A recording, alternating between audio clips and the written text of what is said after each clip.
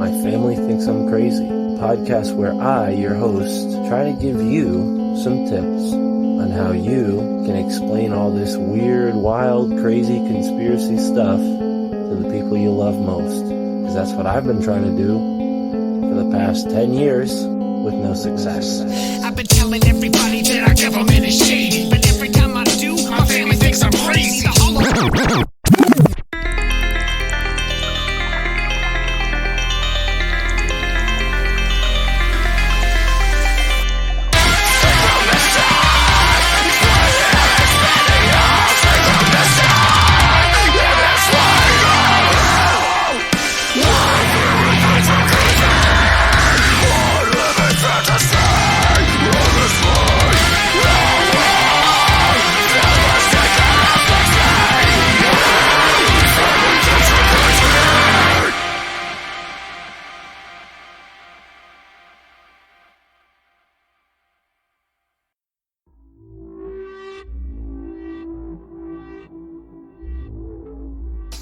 Taken enough black pills that it eventually, for me, I was so just despondent and bummed out about the way that it was going that I had to come to this realization that nobody's coming to help, and just that surrender made me extremely kind of hopeful for the future. Like there's a way that I can, I've got to be able to go do this on my own. There's a way. There could be possibly a way out, and if it doesn't work out, it doesn't work out. But I have faith in something other than myself that things are going to be okay, and that's the way I gotta live. Otherwise, what's the point of even being here?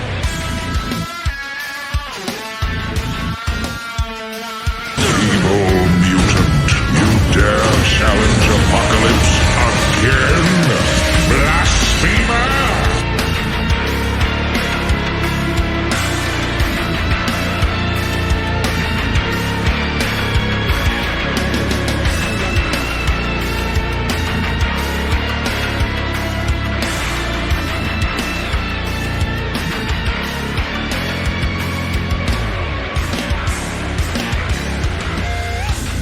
I kind of identify as an agorist, which, I prefer to operate the gray and black markets, and I want to encourage people to do that as much as they can, and just not pay taxes as much as possible, and do all the stuff that you can do, and work with other people that are like-minded and develop communities.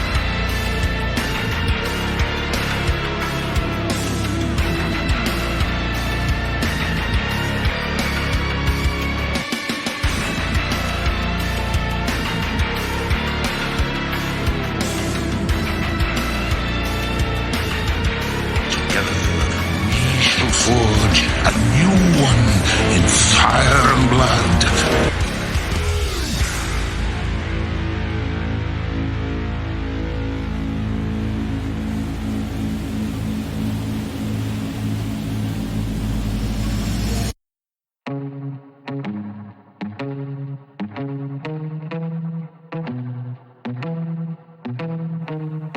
Hey friends, thank you for tuning in to the My Family Thinks I'm Crazy podcast. I'm your host, Mark Palmer, and today on the show, I interviewed Adam from Debra Gets Red Pilled, a show where he literally red pills his mother-in-law.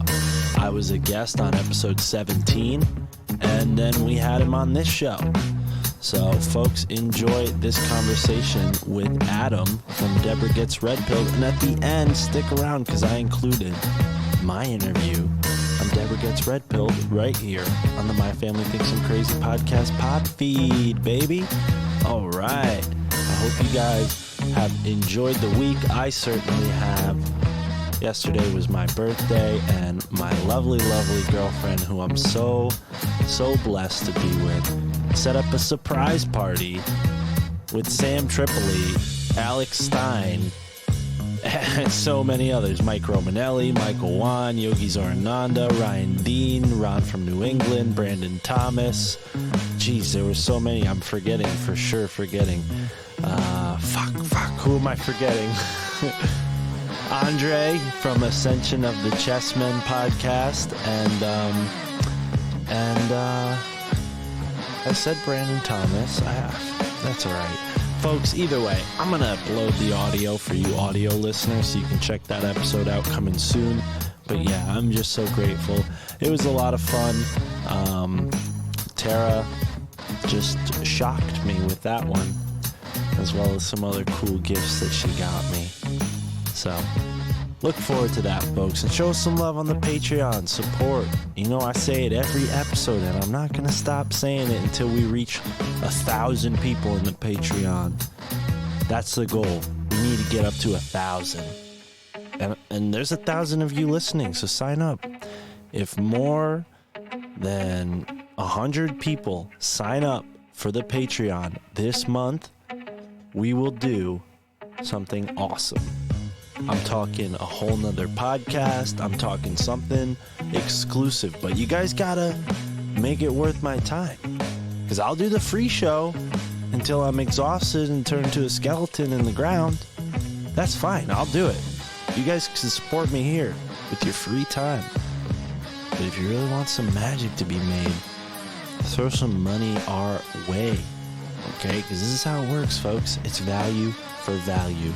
So go on over to the Patreon, patreon.com/MFTIC. Or if you want to support in another way, go over to podinbox.com/MFTIC in all capital letters and leave a voicemail. Tell us why your family thinks you're crazy. You can also join us on the Telegram, t.me/myfamilythinksimcrazy chat. So come on over there and join the conversation, folks. Again, this is Adam from Debra Gets Red Pilled on the show today. Somebody who was kind enough to invite me on his podcast all the way back in December. So it might be a little dated, but I hope you guys enjoy. And yeah, check out his podcast. Like he said in this interview, he's got a whole bunch of new show ideas coming down the pipe, changing it up, mixing it up. Unfortunately, Debra's going to need a lot more red pills. She's going to need a whole lot more red pills, apparently, but you guys will find out for yourselves. Enjoy, and thank you so much for tuning in to another fun, festive episode of the My Family Thinks I'm Crazy podcast. Sorry about that. Edit that part out? Okay, we'll edit that. We'll edit that part out. Edit the sorry out? Okay, we'll edit that part out. Cut. All right, ladies and gentlemen, welcome to the My Family Thinks I'm Crazy podcast. With me today is the host of an awesome show, which I've been a guest on. You know him from the Debra Gets Red Pilled podcast. His name is Adam. Adam, it's a pleasure to have you here, man. How are you today? I'm doing really good, man. I'm excited to be here. Thanks for having me, man. Right on. Yeah, I'm glad you joined me. So for those who don't know about your show, can you please let them know, tell us about your show and this unique idea for a show? I think it's a really cool concept. So if you could explain it a little further for those who may not have heard it before. Yeah, so I do a podcast called Debra Gets Red Pilled. It is with my mother-in-law, my wife's mom. I wanted to just start a podcast. It was the summer of 2020, I guess, and I was pretty down about the whole lockdown situation. I lived outside of Portland, Oregon when it started, so it was pretty rough here. And I had this idea to do this podcast for a while and then never got it off the ground, and just was like, one day just was feeling so bad about myself and about the situation here that I just hit her up. I was like, let's do this right now. And we put out a 30-minute podcast. It was really bad, just kind of introducing ourselves to each other, and went from there. And we've had on tons of guests and talked about every single topic that I'm interested in, from, DB Cooper to liberty and freedom. I like to mix a lot of that stuff in because that's kind of the politics that makes the most sense to me. And, Tartaria, flat earth, everything, every conspiracy. And it's been a lot of fun. It's been really frustrating at times, emotional at times. I think we had some pretty heavy shows lately, and I realized that I wasn't as far down the road with her as I thought, and she'd kind of reverted back to a lot of her old ways of thinking. So I'm going to switch up formats of the show and put out 3 different podcasts under the same RSS feed. I'm going to do a Homestead Podcast with my wife. We just bought 15 acres out in the middle of nowhere in rural Oregon. And then I'm going to do a conspiracy podcast with my friend Paul. And then I'm going to do like a one-on-one show with Debra where we just kind of talk about stuff, not have any specific topics, where we just kind of, I'm going to call it like inside the boomer brain or deconstructing the boomer brain or something like that. Wow. So just to clarify again, for those who haven't heard, I mean, Debra, the intention with your mother-in-law, who I was a guest on the show, it was a nice time. I enjoyed meeting you both. And the intention was to slowly but surely red pill her, so to speak. But it sounds to me like maybe it didn't go as planned. What are your, I mean, is there a reason in your mind, not to get too personal? I know you guys are both, sort of public about a lot of things on the show, but what do you think that is? Because I know people listening who gravitate towards the title of your show and my show probably have folks in their lives who they're trying to help understand some of these things. And a lot of times when I ask this question, does your family think you're crazy? Folks will tell me, well, I don't really care what my family thinks. I'm just doing my own thing. So it's a unique situation in your case where you actually do care what this person thinks. And they've sort of voluntarily, which is also rare, said, yeah, all right, I'll take this. I'll give this a shot, try to red pill me. So what do you think it is that went wrong, or what do you think you need to change up to maybe open her eyes a little further?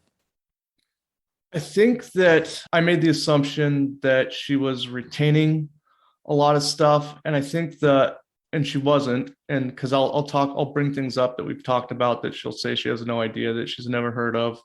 I think that I like to use this analogy is like my wife used to work with developmentally disabled adults.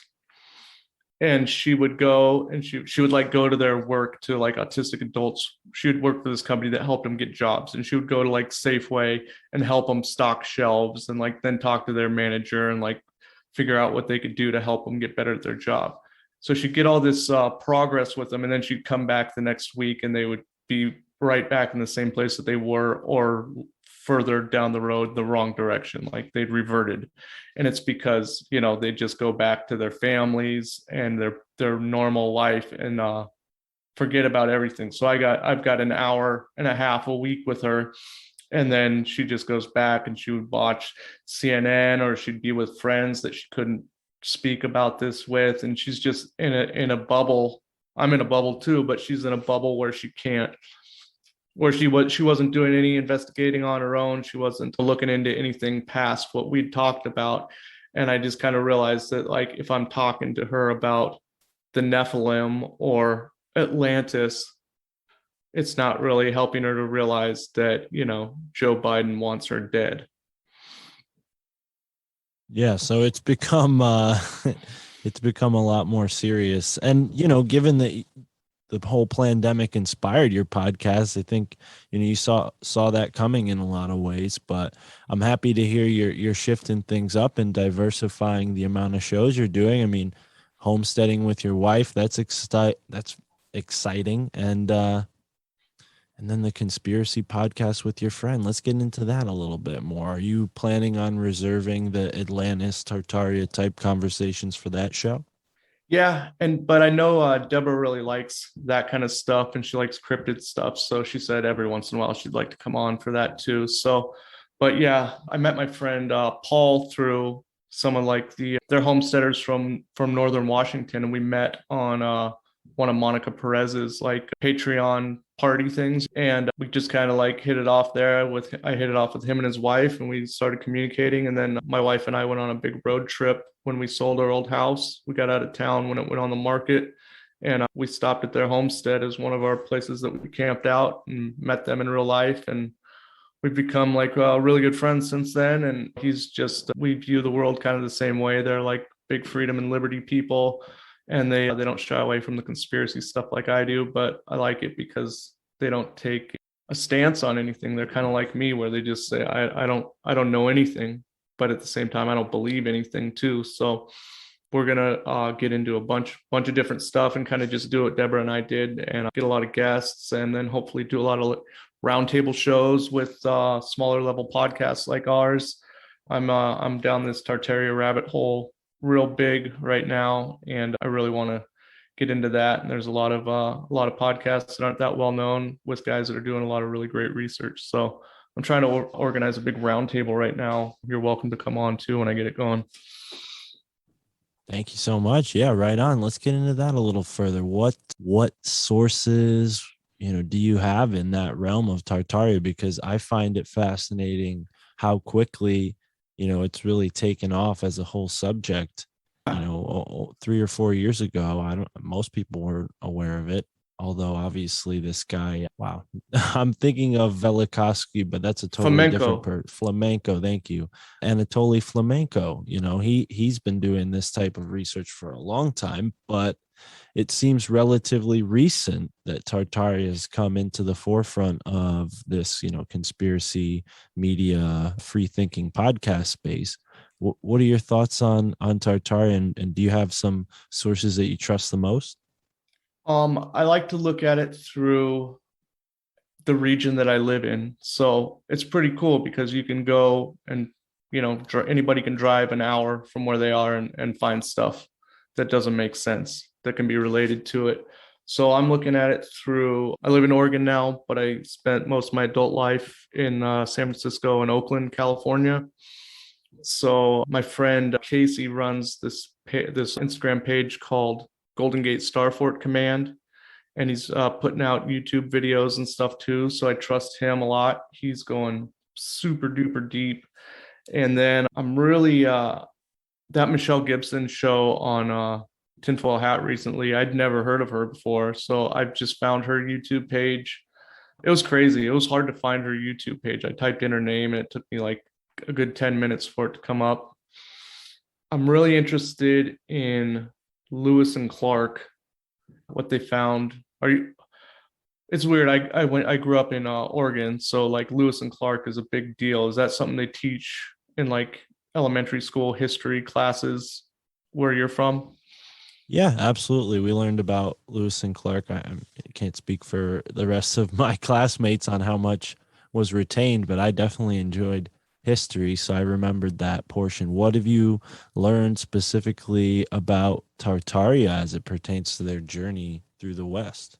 I have not. I've been searching for it. I can't find anybody that's really gone that deep into it, but it's just, I like to be able to think like so I live on a little unincorporated island in between Portland and the coast.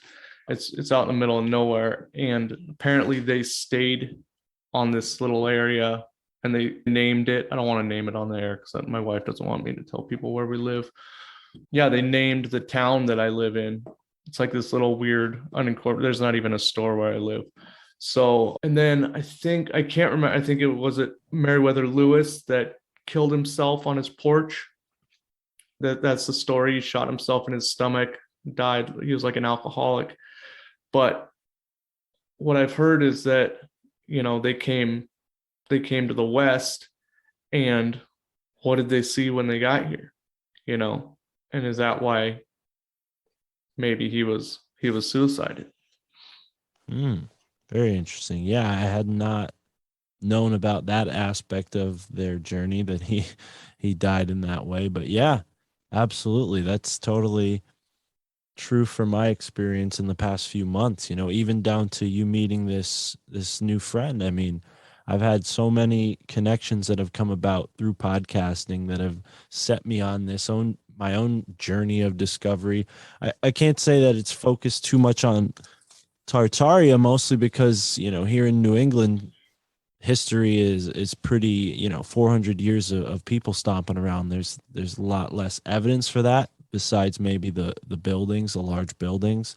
Yeah. But that as far as open space is concerned, I mean, yeah, totally out there in Oregon, Washington, California, I'm sure there's certain things that have just been, waiting to be uncovered in the remote reaches of the forests and mountains. So Have you gone on any particular hikes or seen anything that seems out of place, since going out and changing where you live?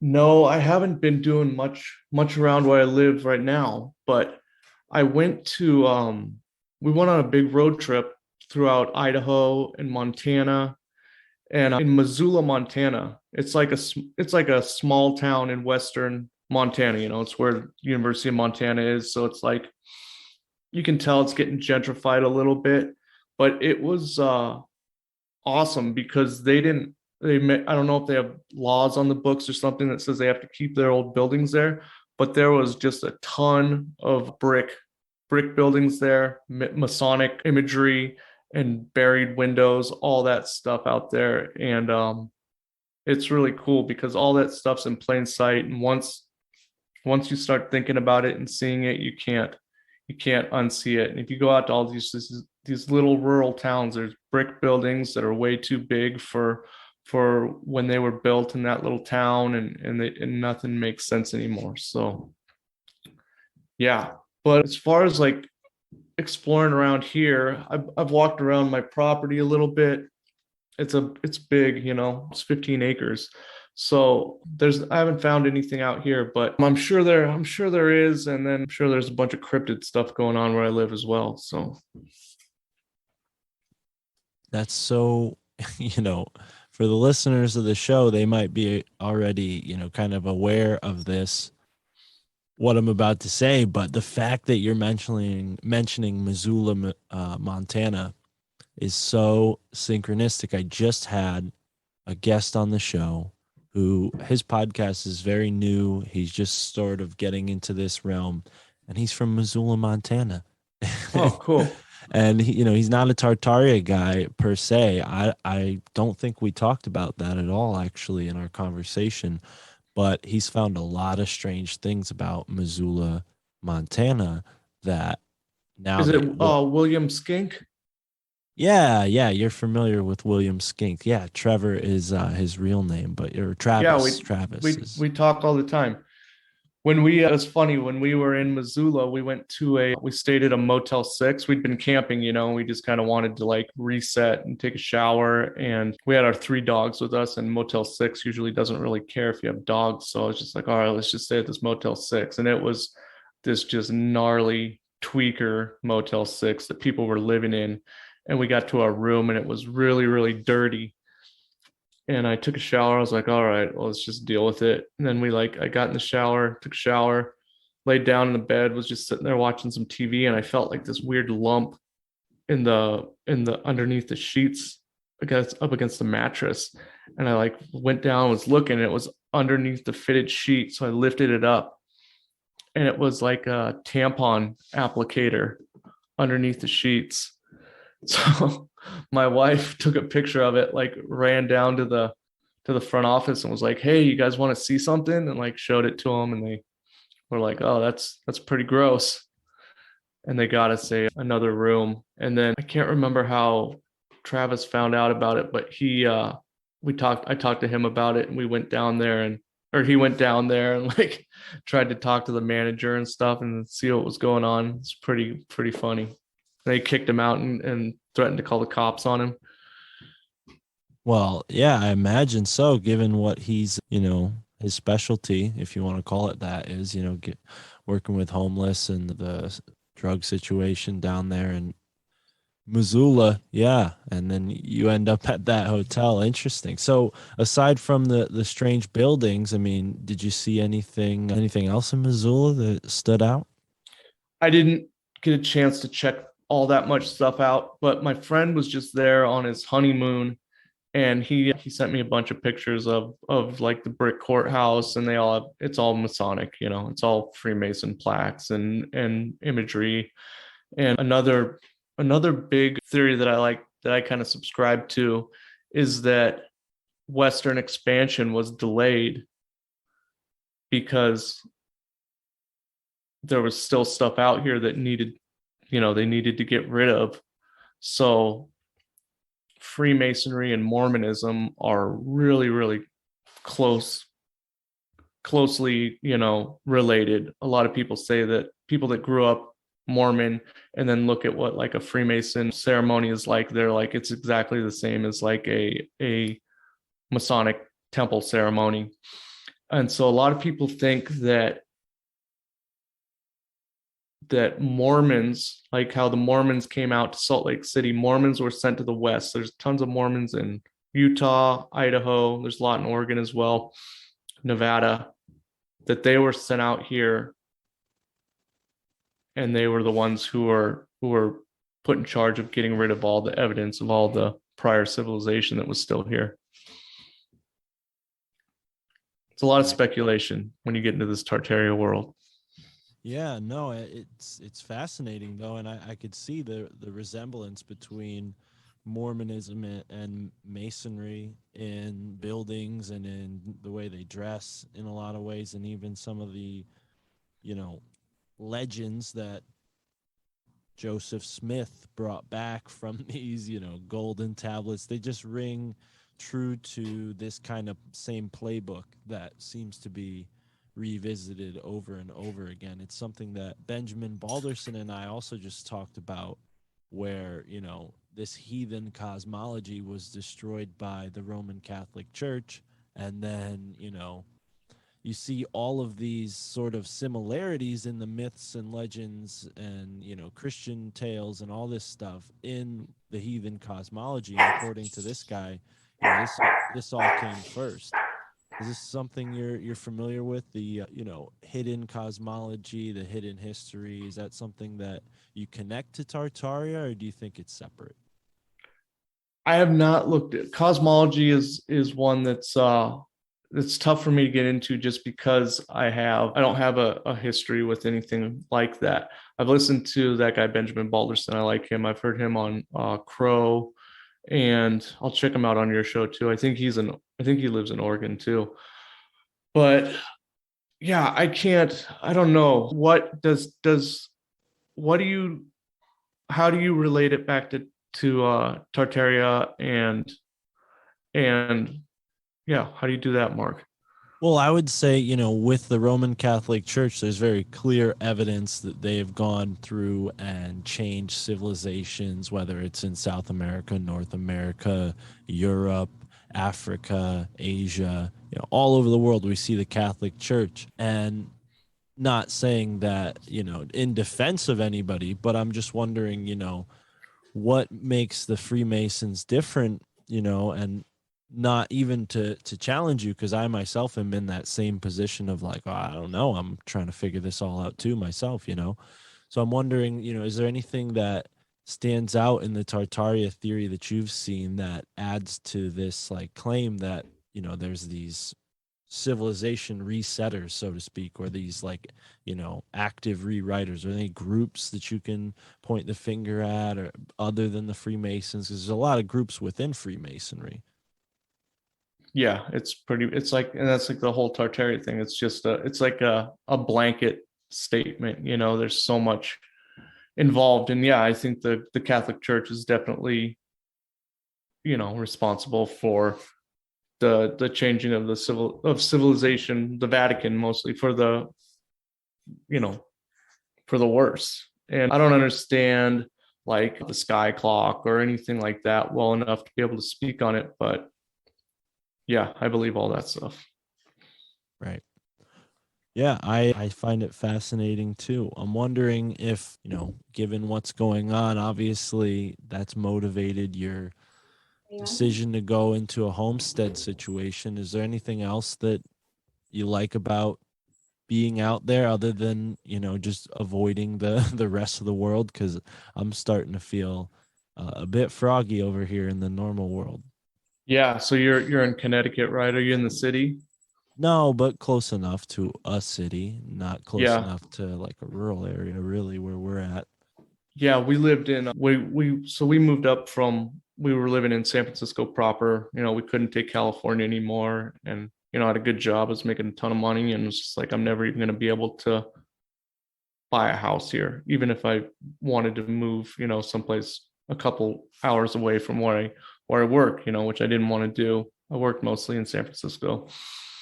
And so I was like, all right. So I grew up in Portland until I was about 15. I came up here to visit in like the spring of 2017. I was like, wow, it's really nice here. I just started messing around looking at real estate prices. Like, I think we could do that. So a couple months later, moved up, bought a house, and just right over the border from Portland in this little working class kind of suburb, but it was just kind of an extension of Southeast Portland. And then stuff really started kicking off with Antifa and all these right-wing groups, just fighting downtown. It's like I don't want any part of this. Portland's kind of just, it never was a cool city. Like it's kind of just a boring city anyway. It's really, really beautiful place. And it's probably really awesome to be like in your 20s in the mid 90s there when it was still weird here. But it's kind of like that whole Austin, Texas thing. It's all homogenized and not really very cool anymore. Nobody that lives there is like really from there. And so, throughout all this COVID stuff, it's bonkers there. Most people talk about like, oh, they're not really enforcing stuff, where I live. It's the center of enforcement. It's 2 masks and a face shield everywhere you go down there. And then like downtown is just like, it's all boarded up and like a ghost town. The only people that are down there are like homeless people wearing 2 masks and the people who work at Starbucks. And it's just like, we should probably get out of here while we can. The real estate community or the real estate scene here was going nuts. I was like, I think we could make a bunch of money on our house. And, we found this like broken down old farmhouse on 15 acres, like out in the middle of nowhere. And we sold our house and we're lucky enough to get it. So we ended up out here, we were raising chickens in our old place. We had like 7 laying chickens or up to 8. And when we were over there, we had a dozen, we got 12 here, but my dog just killed one the other day. So we're down to 11. And yeah, the goal for me is to opt out of, society as much as possible and be able to take care of ourselves out here. And, we're still pretty far away from that. I'm having to commute and go into work still in the city, and we kind of moved here at a weird time of year, so we got to do some work on the house, and then in the springtime we're going to work on planting and growing food and doing all that. The goal is, eventually my wife owns her own business, is to have her make enough money and have me be able to stay out here and hopefully have some bunch of animals and livestock and hopefully some kids running around that I can just take care of and homeschool and do that whole deal. That's beautiful. Yeah. And Yeah. Benjamin, who's just on the show, was talking all about that. I'm sure he's into that whole world. And I myself worked on a farm last summer. It was a great escape from the bullshit that was going on here in Connecticut. Very much the same atmosphere as Portland and a lot of our cities. So my heart goes out to you over there, man. And I'm proud to hear that you guys have made that leap. It's awesome. And I'm sure your podcast is your 3 new podcasts are going to take off. Now, homesteading in general, I think there's a lot of lessons there that can be learned and then shared with others who are looking to make that jump themselves. I think it's really inspiring. Do you think that getting away and kind of unplugging from the matrix is going to, change the direction of, what you talk about on your podcast? As far as the conspiracy stuff goes? Sure. Let's see. Yeah. I don't know. I think the less time I spend in town, I think the happier and more hopeful I am for society. You know what I mean? So it's just so weird, Mark. You get down in the dumps and you take enough black pills that it eventually, for me, I was so just despondent and bummed out about the way that it was going that I had to come to this realization that nobody's coming to help. And just that surrender made me extremely kind of hopeful for the future. Like there's a way that I can, I've got to be able to go do this on my own. There's a way there could be possibly a way out. And if it doesn't work out, it doesn't work out. But I have, faith in something other than myself that things are going to be okay, and that's the way I got to live. Otherwise, what's the point of even being here? I'm hopeful, and I think I'm in a lucky situation that a lot of people haven't gotten into yet. I was able to have enough money to get out of town and do this thing for myself. It's still going to be a ton of work, but it's just, I think that once you come to that feeling of surrender, that you're able, I don't know, for me it was able to make me feel better about the future. Does that make sense at all? Absolutely. Yeah, I would say so. I think getting that opportunity is something that I'm looking for myself. Obviously getting older, looking for my own place to live, not renting for the next 20 years of my life, hopefully. So that's the inspiration I'm taking from you right now. So yeah, that makes sense for sure. I think, it can be scary to take on a new venture in life, but think about it. You're going to be doing something that's going to be giving back to your natural biorhythm, getting back to the natural harmony, being in touch with your land, being in touch with the animals on your land, being in touch with the plants on your land, and then teaching your children that may come soon or whenever they come, but God bless, teaching them about all those gifts that nature has to offer. So yeah, man, I think there's a lot to be excited for, but obviously that's going to take a lot of effort, a lot of patience, time, of course, the secret ingredient. So yeah, man, I'm excited to see what comes next. So tell us about the Homesteading Podcast. What's the name of it so folks can look forward to that? Well, I'm going to put everything out under just, I'm not going to rebrand the podcast. I'm going to have like three podcasts under the same Debra Gets Red Pilled RSS feed. Like a series. So yeah. So it'll be like Debra Gets Red Pilled. Everybody that's already subscribed will get all three downloaded. They'll just all have like little sub names, and maybe I'll name each of them or number each of them under. It'll say like Debra Gets Red Pilled, episode 80, Inside the Brain of a Boomer, episode 1. Something like that. Cool. But yeah, I want to do it with my wife, and we're both really busy with work right now. She just started a business in Portland. She's a esthetician, and she's doing really, really well. She's super successful, and she's just getting started. So we haven't had a lot of time to really get the ball moving around out here. Moving was really, really stressful for us. We didn't have very much time between the time that our house closed and we had to be out and we had to be into the new place.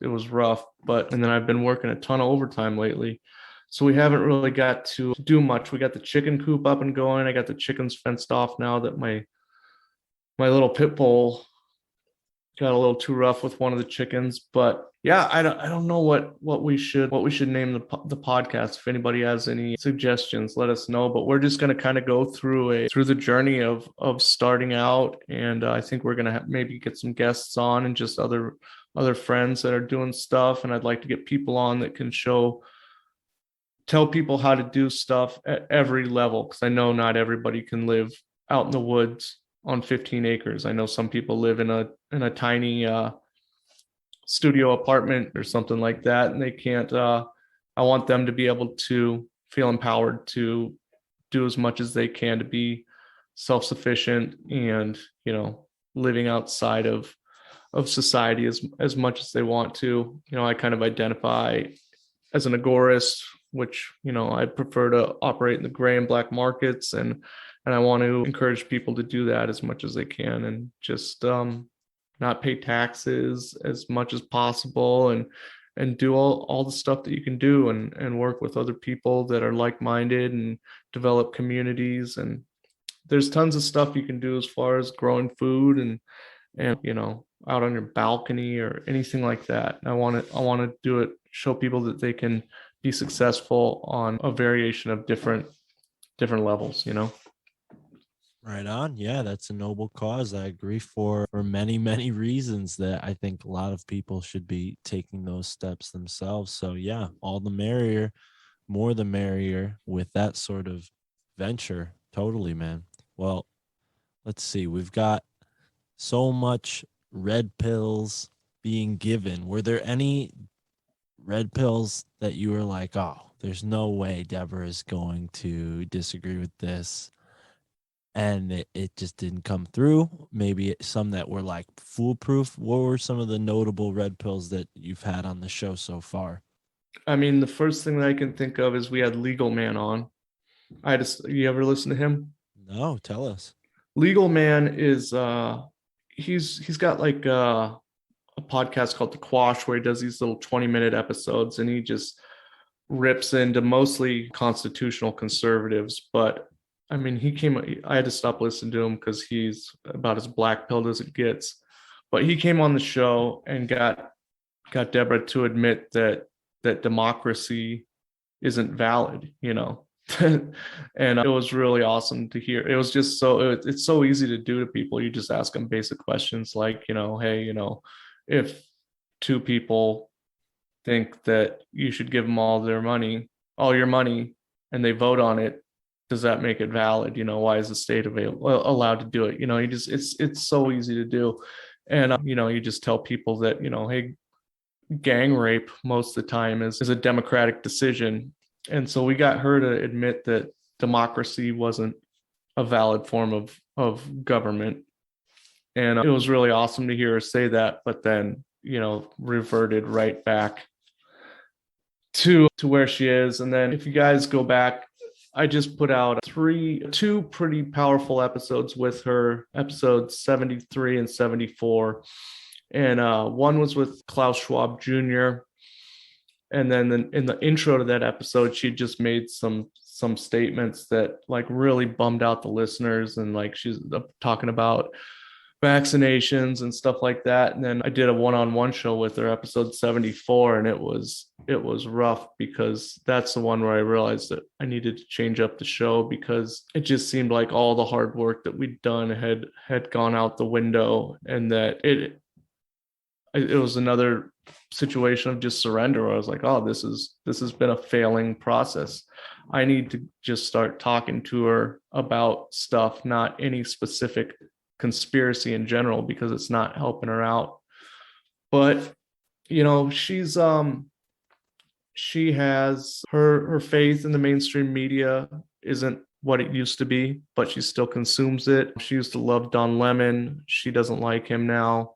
So that's, you know, just little red pills like that. But it's the thing that amazes me, that's so weird to me, and it's probably, you know, happens to you when you talk with your family who thinks you're crazy, is that I always have like 4 different things going. I look at one topic or one thing that's going on in the news, and I'm able to be like, okay, they're telling me this. Why are they telling me this? And then I'll have like 4 different reasons that could possibly happen. And she's just been so programmed since, you know, her childhood in the 50s that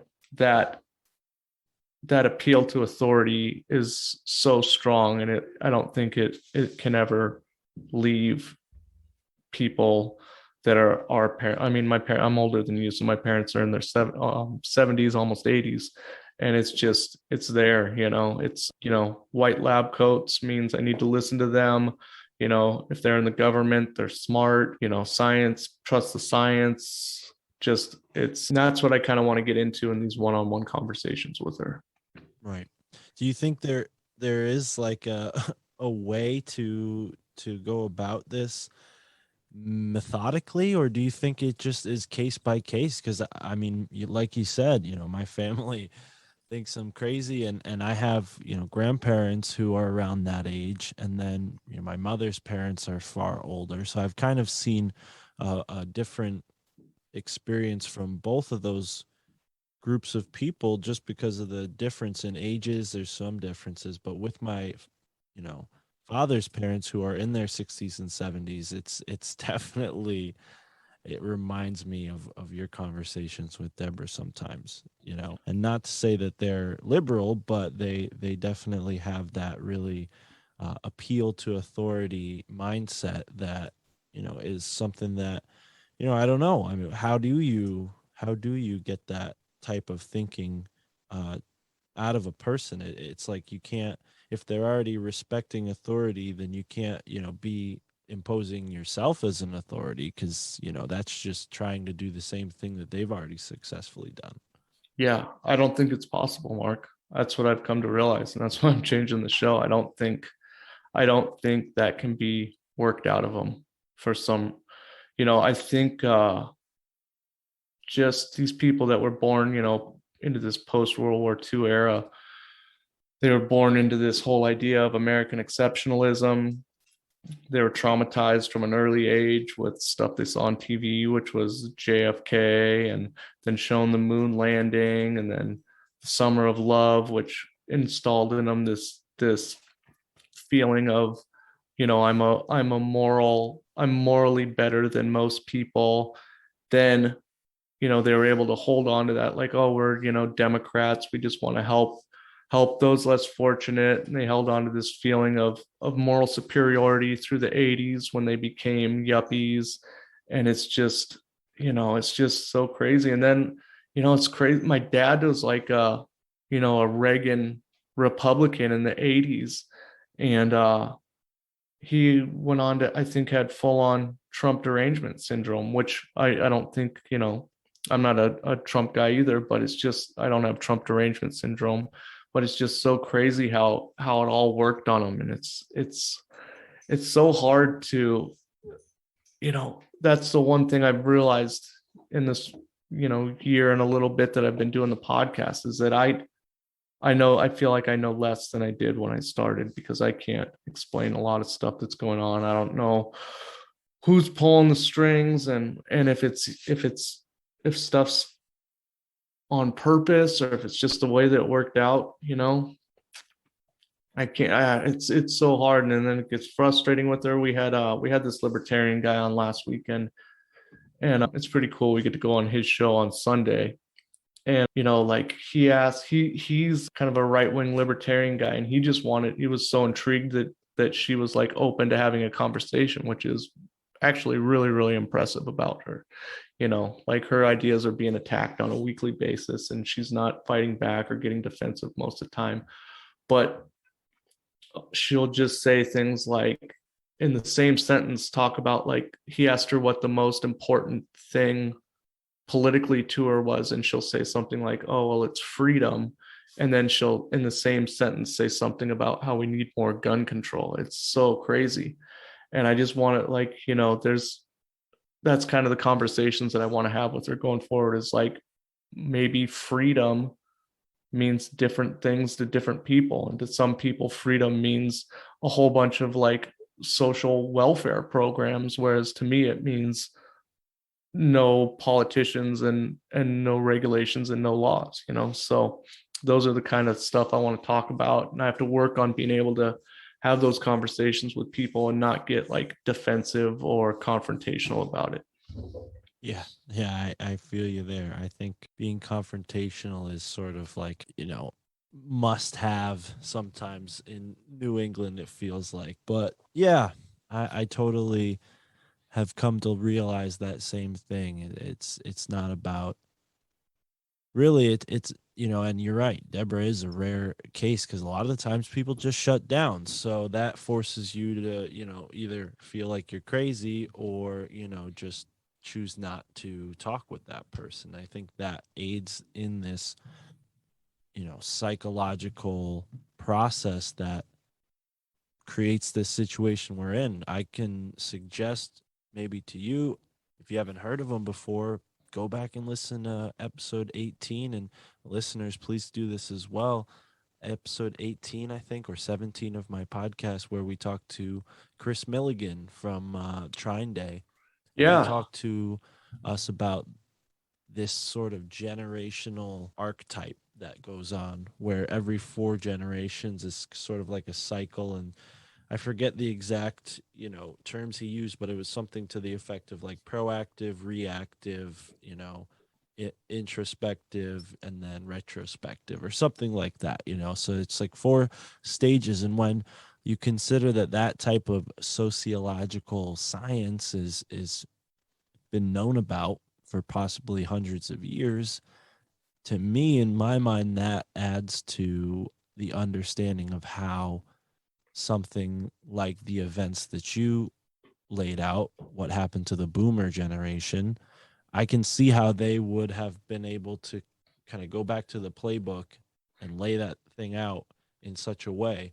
And I think the advent of drugs really pushed the whole agenda towards that, because that had the best results, the fastest results. I think drugs were a huge part of, that whole indoctrination campaign. You mean recreational drugs or pharmaceutical drugs or both?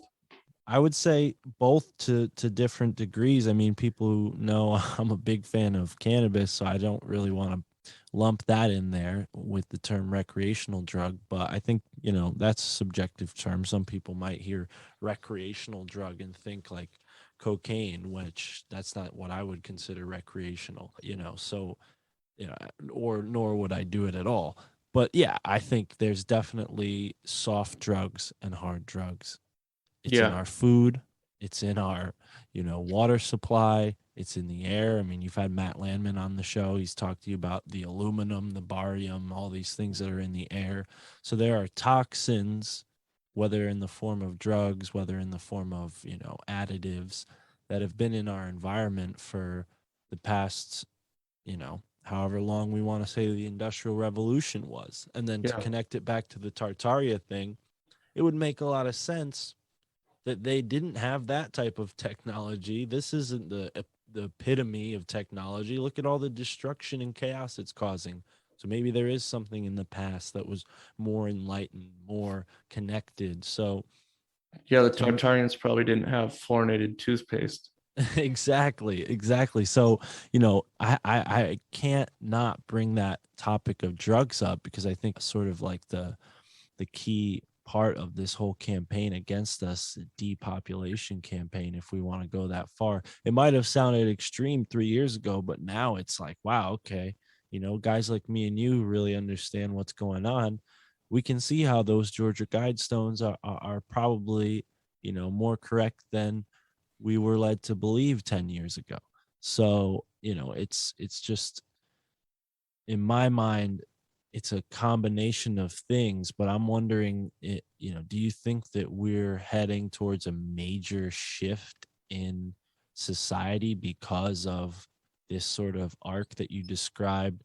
I mean, with the boomers and what happened to them, with the traumatization on the TV, the summer of love, the shift towards being corporate yuppies. I mean, I love it. I'm with you. I totally thought about this for many years, and I'm wondering, is that why you went to the homestead to get, apocalypse is coming, we gotta get our boat and head for high ground?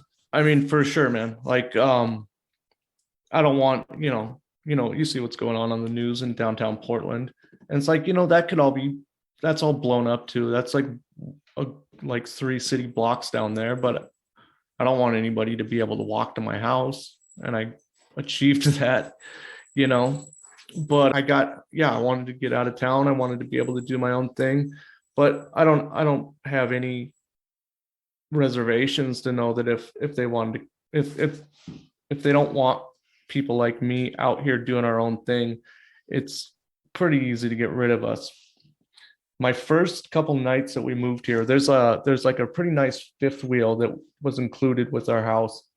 And the house was really dirty when we moved in. So we were staying out in this fifth wheel. And like the first 3 nights that I lived here, it was hot. It was like 110 when we first moved here. And like right at like 6 p.m. for the first 3 nights that we're here, these giant flat black Chinook helicopters, two at a time, flew over my house. And it's just like, man, I don't know what this is all about. I haven't seen them since, but I mean, it would be so easy for them to just wipe my house off the face of the earth, and just say like, oh, he was a domestic terrorist. And so I'm just going to enjoy it for as long as I can. I do think there's a giant change coming. I think that there's going to be, people that want to live in the cities and want to trade everything they have for a sense of safety, and wear masks, and get vaccinations, and do all sorts of stuff. And I don't, I definitely think there's something weird going on with vaccinations. I think a large amount of people got placebos and got saline shot into them, and I think a whole bunch of people didn't. And I don't know, I can't, it's just so crazy to think, like, why is this push happening? And I think it's just, there's so many different things going on at once, and it's impossible for us to think of it. But I know that there's a large amount of people like me that want to get out, and I think there's an even larger amount of people that want to stay in. So what do you think's going on?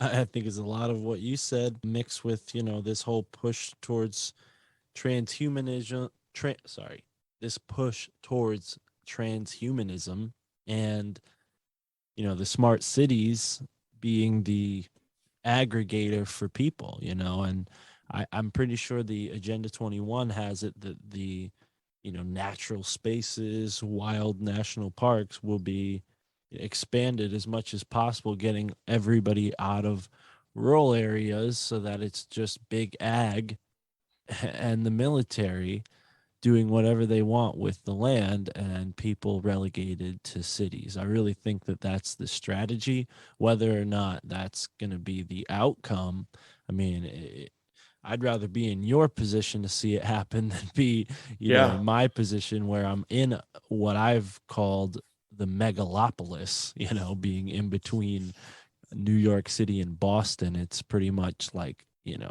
a network of cities and small communities sort of on the outskirts. But you got to get up there to New Hampshire, man. Yeah, and New York has huge pockets of land in the upstate area. Yeah. Vermont's huge, Maine's huge, so I'm not too worried. We could always jet up to Maine, but yeah, I definitely don't know. I'm in a similar position with you, where I'm definitely interested in talking about it and figuring it out and adding whatever I can to the conversation for folks who might be in this position, just listening. And like you said, wanting to inspire people to do something differently. I hope to, inspire people with the title of my show, like, oh, my family thinks I'm crazy, but like, look at what we've done, despite that.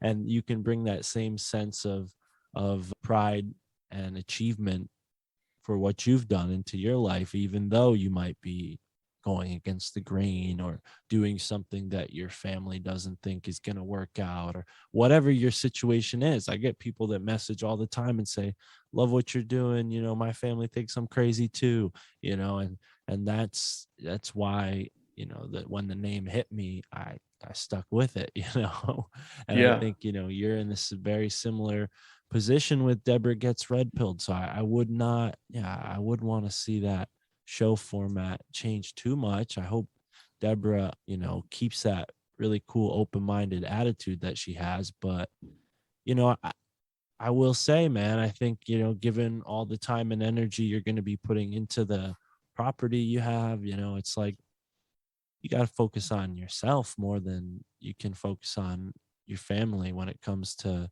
like how we see the world. You can only really control yourself at the end of the day. Not that your goal was to control, but that's very clearly the goal of the forces that are maybe pushing her in the other way.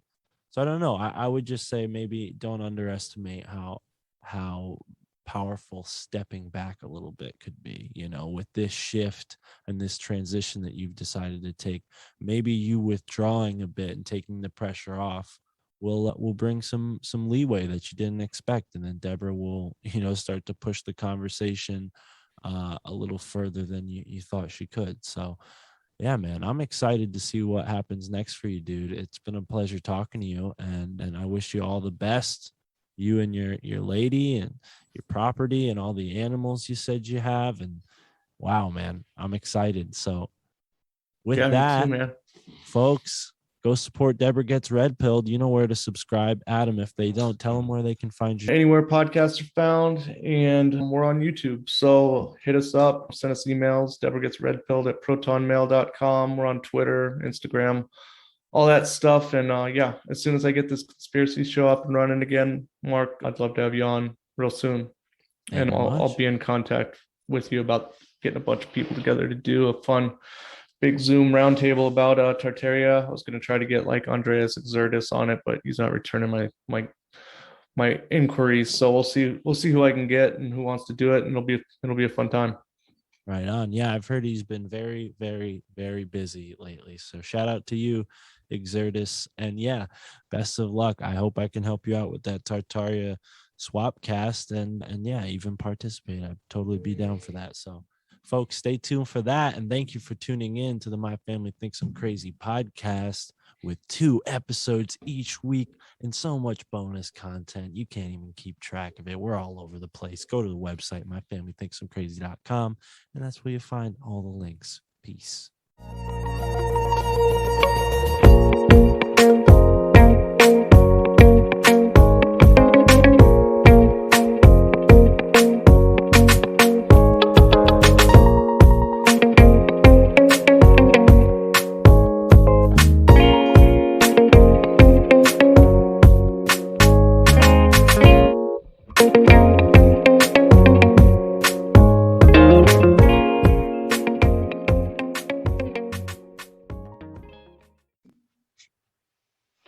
Hey guys, welcome to Debra Gets Red Pilled. I think this is episode 17, Saturday morning. What is it? The 19th of December, 2020. So this week we're going to be talking to Mark Steves. And is that what you like to go by, Mark Steves? Yeah, from the My Family Thinks I'm Crazy podcast. I also work with Sam on Tinfoil Hat. Yeah, you book all his guests and stuff for him, right? Yep. Cool. How'd you end up hooking up with Sam? Well, just as a fan of his podcast for 3 or 4 years now. 2019, I went to 2 of his shows, and the second time I saw him after the show, and I gave him this bag that I made. It's made out of electromagnetic frequency blocking fabric. I learned about it from a guy named Matt Landman. You should definitely look into him, frankenskies.org. But I was inspired to make this bag, right? And I'm like, I got to give this to Sam. Sam's, doing all this crazy stuff on his podcast. He needs a way to be off the grid, So I gave him the bag. The bag basically is for your phone. You put it inside and your phone is on airplane mode, so to speak. But not only that, but it blocks any negative frequencies coming from your phone that might affect you while you're sleeping and whatnot. So I gave him that. He was kind of like, whoa, what is it? What kind of magic is this? And that led to us being, him inviting me to be a guest on his podcast, which I was brought back a couple times. And then by like the 4th time, he's like, hey, you have such good recall on all these people, or at least that's what I think he felt. And then he asked me to do this job, and I'm happy to do it. But yeah, it's kind of gave me an opportunity to be on more podcasts like this one, and I'm thrilled to be here. Debra Gets Red Pilled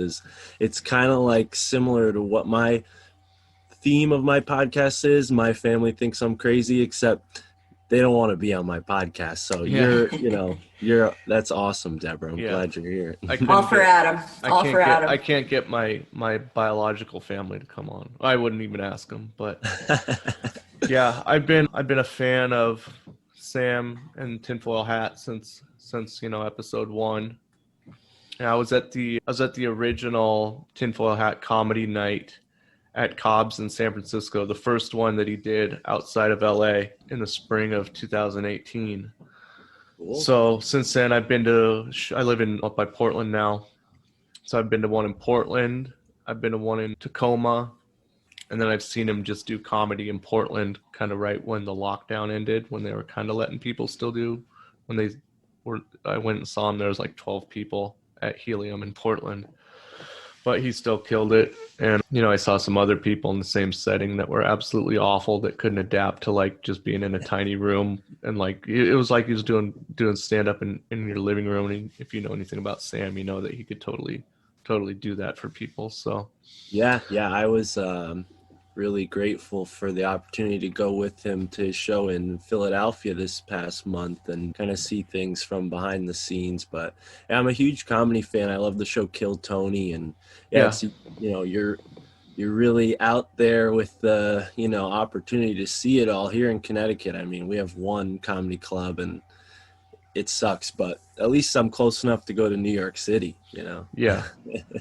Yeah, that's cool. Let's see, what else were we going to talk about? So, I guess most recently, people probably know, like if people listen to Tinfoil Hat, they know you had a couple contentious episodes with Sam, which I thought were amazing episodes. I thought you ended up on the right side of the argument. Yeah, one episode, I mean, if you count the Patreon we did afterwards, the kind of clear things up. But yeah, the last 20 minutes was like a little bit of an argument. And, if people don't know, that episode was about Aleister Crowley, who, is a very prominent, good or bad figure in spiritual history. Whether you take him for the evil that he put out in the world or you take him for the good he put out in the world, doesn't negate the fact that he's a prominent figure in history. And I think when I made that point less eloquently, Sam kind of jumped on it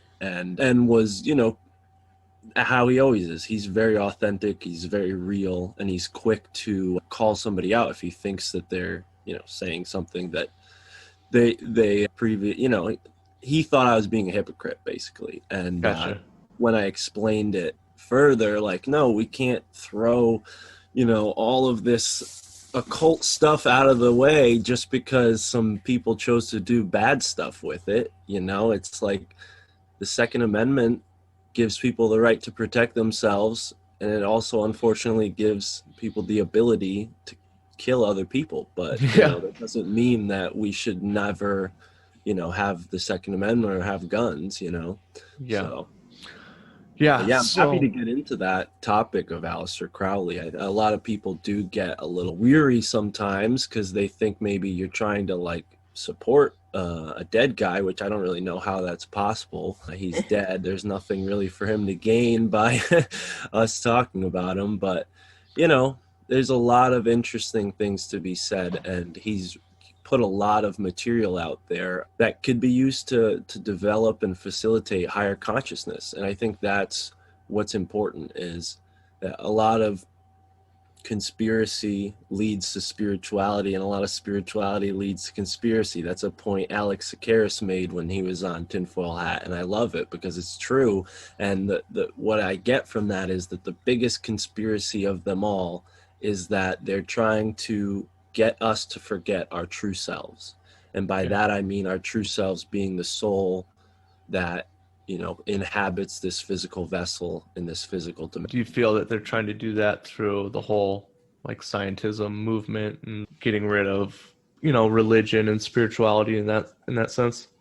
Well, I wouldn't say it's, scientism is a new religion, because religion, it functioned as a middleman between you and God, or you and your higher self. And now that they have all this fancy technology, inventions, that they can wave around and impress people with, and the rituals and the smoke and mirrors aren't as impressive anymore. So now it's just a new form of faith, I mean, ultimately, when you're talking about certain aspects of science, you have to take them on faith, right? Because you can't experiment and do an experiment in outer space. You just can't, and replicate it. I mean, unless you can get out there with your physical body in a, in a spaceship and do, so there are certain realms of science that can never be experimented on with the scientific method. Therefore,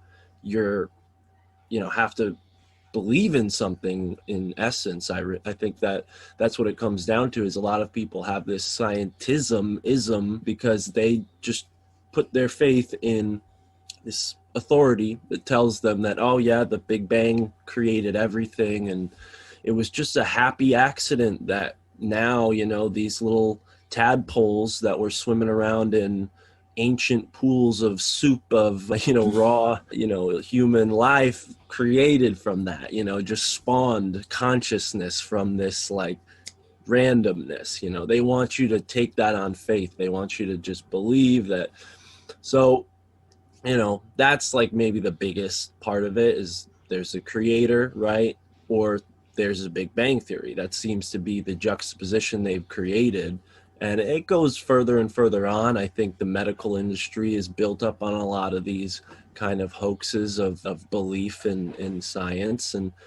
And yeah, I think that's exactly what it is, though, is what you said, Adam, is they are trying to kind of separate you from that by, I don't know. I mean, when you live your life thinking that everything is material, it limits you. And I think that's the limitation they want on us. Who is the Pope of scientism? The Pope of scientism. Neil deGrasse Tyson? No, I think that it's more like a parade that gets going, right? And all these people are, not one person is leading the parade, right? There's a group of people leading the parade. And as time goes on, different people take that lead. But the point is the parade has big banners and they say, this is science. And any other parade is not science. So if you don't get along on this parade and reach the goal we're heading to and go down this path with our destination in mind, then you're not on it. And I think that's really what they did with religion. That's what they do. That's what authority always does. It creates this social hierarchy of wanting to kind of follow the herd, follow the crowd. And what it does is it separates really genius thinkers like Nikola Tesla and Albert Einstein to some degree, and other people like that. Isaac Asimov more recently was, I would say, pretty prophetic. But, there's always these renegades, right? And what's different about them? They don't follow the herd. They don't follow the parade. So I think that it's not really like one person or one group of people. It's the fact that they set the wheels in motion to kind of head down this one path with this limited outcome set, right? What's the limited outcome set? It's science that's dependent on materialism. And why is that important? Because it's limiting, right? So when you really get into, and I'm still, an amateur on understanding this kind of stuff about Tesla and ether physics and all these things that can lead to maybe free energy, or not free energy, but just a more efficient way to use our technology. I think what happens there is it's always going to be associated with the spirit and the soul, because in order to understand that type of science, it has profound implications on our own spirituality, our own consciousness, right? So they don't want us to get into that kind of science because it goes hand in hand with the truth about our human, essence, which is spiritual, which is multidimensional, which is from another place that isn't physical. And they can't keep us in this physical limited box, whether they want it to be a globe or a flat plane, whatever, scheme they come up with, it's limiting. And I think that the true direction of science is towards the spirit. And the more they can curtail that away by motivating people with the carrots on the sticks, like, oh yeah, this is going to lead us to AI, and this is going to lead us to be able to use any of these crap chemicals to just heal ourselves whenever, even though these crap chemicals have never healed anybody, barely. I mean, aspirin's probably the only success story out of Big Pharma's 200-year history. So, I think that is It's just they give you a financial incentive as well, you know. But academia, the financial institutions, in cohesion, kind of direct science away from spirit. And I think that's the conspiracy that is not really a conspiracy. It's just the way society was directed. Yeah, I got that. Hey, Deborah, in your neighborhood, do people have those signs up that say like, in this house, science matters, Believe and in science. we It believe says in we yeah, believe in we believe science. in science, and they have like a list of all the other Yeah. stuff that counts. Like Yeah. people aren't illegal. Yeah, so Yeah. it's. What are your thoughts on that, Deborah? Do you think that there's room for like a scientific world where we're able to like make progress and use it for good, and also be able to be spiritual people, whether that be through Christianity or like some of the woo-woo stuff, or you know, your Marin County like middle-aged woman crystal stuff? Do you think that can go hand in hand with science? I don't know. It's something I've never considered at all, that, you know, that there would be a way for them to combine and work together. It's never occurred to me, because science is all academia and Well, let me ask you a question, and correct me if I'm wrong, Mark. You probably know this better than I do. Do you know who came up with the Big Bang Theory? no. God, no, I don't know. I believe it was the first one to introduce it was a Jesuit priest at the Vatican. Is that correct? Yeah, you're on it. So that's weird, huh? Why? Yeah. So the Big Bang Theory. Well, Mark, what do you think? Is there a place where you could believe in the Big Bang and believe in the Jesus story, the Creation. the Catholic? I think that's what they tried to get us to do, because they realized, you know, they were going to run out of burning rods to kill all these astronomers with eventually. You know, they killed Copernicus and Galileo, and then they realized, like, okay, you know, people are wising up to things that they didn't previously, so we need to change our gimmick up. We need to change our story up, because as the middlemen between you and your higher self, they have to be prepared for the inevitable evolution that we're all going to go through. I think we're all bound to evolution, not in the Darwinian sense, but in the consciousness progression sense, that throughout your life, it's inherently human to make mistakes and learn from them, right? I mean, we all grow and change for the better, hopefully, right? Unless there's some sort of negative reason someone wouldn't, some kind of emotional trauma or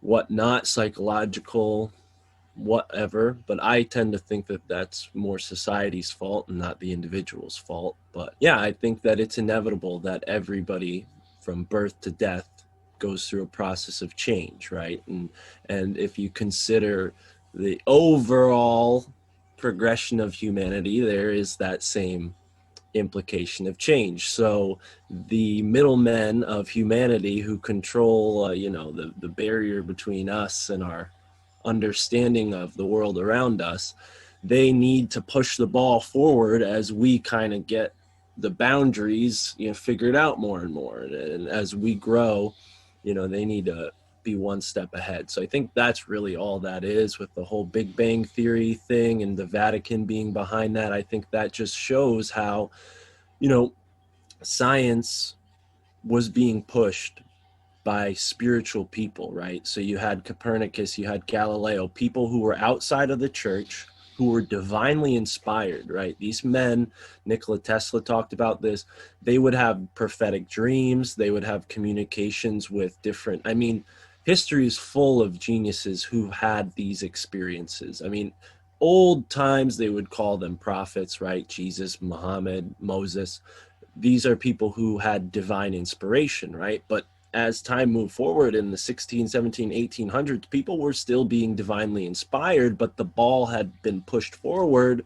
So they were being divinely inspired about, hey, how to build this little knickknack and how to, you know, do this a different way so that cities could have plumbing and we would all stop dying from diarrhea, like, so these like things that used to be more like, oh, Jesus told everybody to love each other. Well, Tesla taught everybody how to power their houses because the ball had been pushed forward. You get what I'm saying? So the church and these people who try to stay one step ahead of controlling us, they push the ball forward.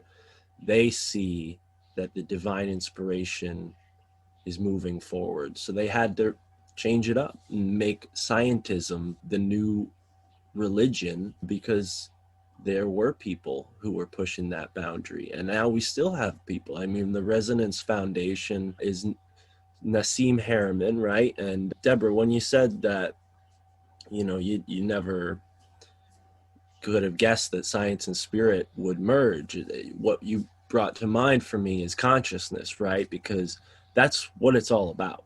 No matter what, you can't slice it any way other than consciousness, because at the end of the day, you only know your reality through consciousness. Any scientist doing an experiment is only experimenting through his own consciousness. So we can't separate ourselves from consciousness. I think inherently there is something powerful there. And no matter how much science you do, it's going to lead to understanding consciousness eventually. I'm just still floored by the answer who came up with the Big Bang Theory. What? So, all right, this is all too much for me to take in. So I'm going to be asking some questions that you're going to go, come we've been on. We've been hitting like COVID and geopolitical stuff real hard, Mark. So this is like our first step into here. So this is awesome. I'm loving it. So, all right, what would be there's an end game for whoever comes up with this theory and whoever promotes this theory, right? Of the Big Bang, of evolution. And the opposite side of that story, or the contrast, is creation. The creation story, right? That could be, I think that it is complex to simplify it that way. I think doesn't do it justice, but I do see that you're on the right track there. How would you simplify it so I can understand it? Yeah, well, creationism, right, relies on what? Intelligent design. So you'd have to ask yourself, I think this is a personal question that everyone needs to ask themselves. Do you think that consciousness could have randomly occurred from the table of elements, the periodic table of elements alone, just through the way science says these ancient forms of matter interacted with each other? They were in a vacuum. They were dust particles that started moving until they turned into lights. This is just as much of a religion as any other religion. When you get down to what they're actually talking about in the Big Bang Theory, there's just as much faith required to believe that as anything else.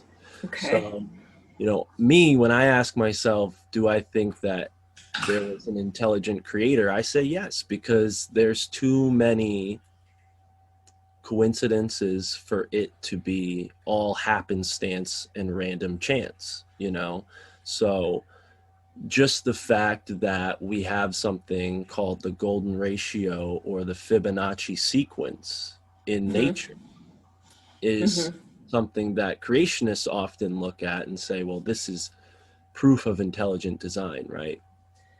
I don't go too far into the Christian creationism stuff, because they try to tell you that humans and dinosaurs lived side by side because they want everything to fit within their 6,000 year time frame. That's bananas. I think that's just people trying to do the same thing that the Vatican Church did with the whole Big Bang Theory, is trying to rewrite history to keep their middleman status of you and your higher self, you and God, right? Or whatever you choose to believe, and for me, I look at all the world's cultures, right? I was semi-trained in anthropology before I dropped out of college.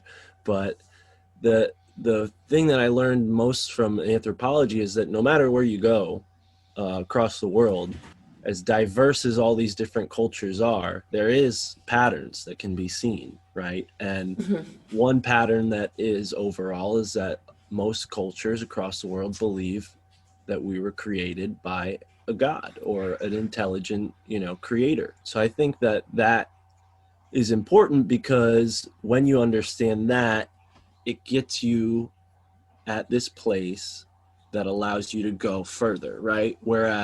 And understand spirituality further. Whereas the materialists want you to live in this world that limits you from that.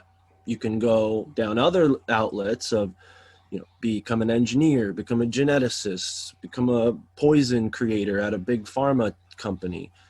But, at the end of the day, you're not understanding, you're not evolving into your spiritual progression. And why is that important, Debra? Well, because, there is a parasitic influence on this planet that wants you to be separated from your higher self in order to keep you in this low frequency mindset. And how do I know that? I don't really know that. I think that that's my suspicion.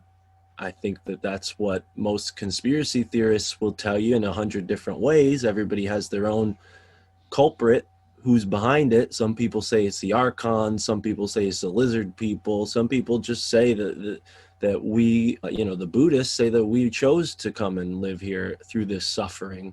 And that's part of our progression out of it, is you reincarnate into another life where there's less suffering, right? If you play your cards right, so to speak, and karma factors into that. So I'm kind of guilty of just picking and choosing stuff from different world cultures, but that mostly came from Bruce Lee, right? I'm a martial artist primarily, and what did Bruce Lee teach us? He taught us that, I don't fear the man who practiced 1,000 kicks once. I fear the man who practiced one kick 1,000 times. And he also said that I don't just take karate for karate. I take karate, judo, jiu-jitsu. I take them all, and I find which kick I like, and I do that kick 1,000 times. So, not only do we have to have dedication, but we have to be able to be inclusive and take things from our human brothers and sisters across the world. And I think combining them into a universal truth is what my intuition tells me to do. So as far as who's to blame for why we're in this situation, I don't know. Yeah, it's such a perfect plan that's been hatched upon us to keep us in that low frequency state, just with, the left-right paradigm for me is what keeps me there all the time. And politics and, being pissed off at like what's going on in downtown Portland and just stuff like that. And that just keeps me in this mindset of like doom and gloom and like nothing's going to get better. And then, I'm, for the better, not any better term, I'm a black-pilled a lot of the time from it. And I think that just keeps me pushed down to the spot where I'm not putting positivity back out into the world, so. Yeah, I think, I practice a sort of obliviousness towards that kind of stuff because I understand that it is damaging to your spiritual energy. I think that it's important to know what's going on in your neighborhood. I definitely have peaks and valleys of feeling spiritual, if that's even a feeling. I don't think it is, but there's definitely a need to be black-pilled in order to understand what's going on at the deepest level. But Sam says this a lot, like he does not like the black pill cool guys who just make their whole career of giving doom and gloom, without any hope. And I think why he feels that way is because hope is important. Hope is that spiritual energy towards your evolution that I was describing before. That is the universal driver, right? To grow. Everything has this. Plants, seeds, animals, everything has a need to grow, right? And on a human level, since we're so advanced, that need to grow is very complex, and it comes in different shapes and forms. And I think that the controllers of the world, if we can use that catch-all term, don't want you to have freedom to chase that drive. They want you to chase the drives that they've created for you. There's a financial incentive to live. You need money to do everything, right? You know, eat, sleep, in a bed, you know, without being homeless. So there's a lot. Bills, you know, all kinds of things are constantly taking you out of that spiritual drive, that primary drive, you know. I'm trying to think of another word for it, original maybe, because it's primal, you know, it's primary, you know, so prima. So what do people do who are in, you know, I'm a seeker of the truth, and what do I do to keep my frequency positive, to stay in a better mindset than just being bummed out all the time when you figure out something that's even more fucked up than what I learned about yesterday, you know? Well, for me, as someone who believes in reincarnation and the validity of my own human soul, I think it's important to remind yourself every day that you chose to live this life.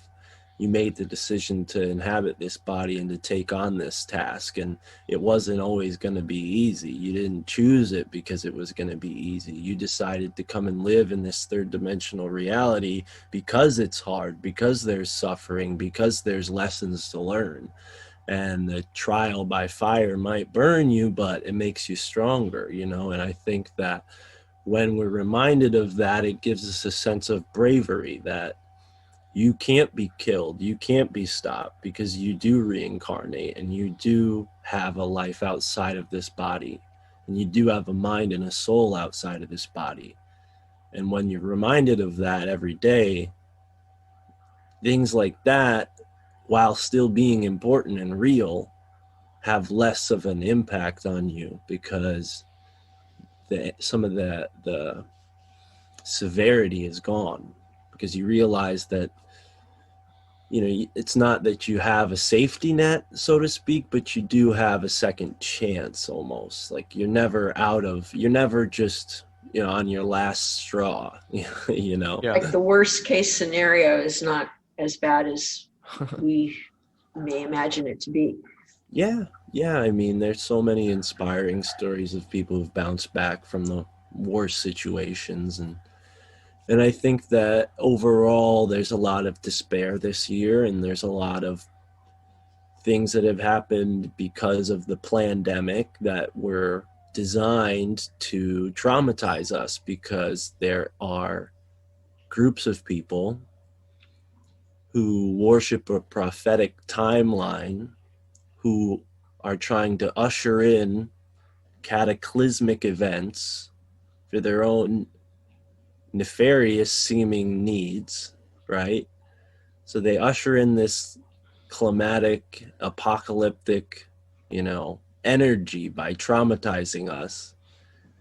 And then they absorb it all and they benefit from it at our expense, you know? And I think that's why you see these mass rituals that they do at like the Super Bowl, and these kind of symbols that they use in pop culture that everybody absorbs, from popular music to popular television to, you know, just images in a newspaper. I mean, those photographers take pictures. There's certain shape or meaning sometimes in the pictures that you can deduce if you have the right cipher. But, you know, amongst all these symbols and this trauma, there's hope, because more than ever, people are waking up to this, because I think that the inevitable is happening, that we're all growing out of their control, and their reins are slipping off of us. So they're getting more desperate, and they're saying, oh, no, you have to wear a mask and cover your face, so that this year, the year of the Great Awakening, you can't even talk to your neighbor because you're going to be afraid of your neighbor. He's contagious. And anybody you see in public, you're not even going to know if they're smiling at you. All you're going to see is their eyes, and you're not going to know. Why are they doing that? Because this is the year of the awakening. So they're trying to put the brakes on it because they can't control an awakened 8 billion people, if there even is that many people, if they're even telling us the truth about that. Because I haven't counted. Have you? Who counted? How did we get that count? I never even thought of that. So yeah, I didn't fill out my census paperwork, so yeah. I'm not on there. You think they're counting every baby that's my property? You think they're counting every baby that's born in a hut in the woods somewhere? No. Yeah. Come on.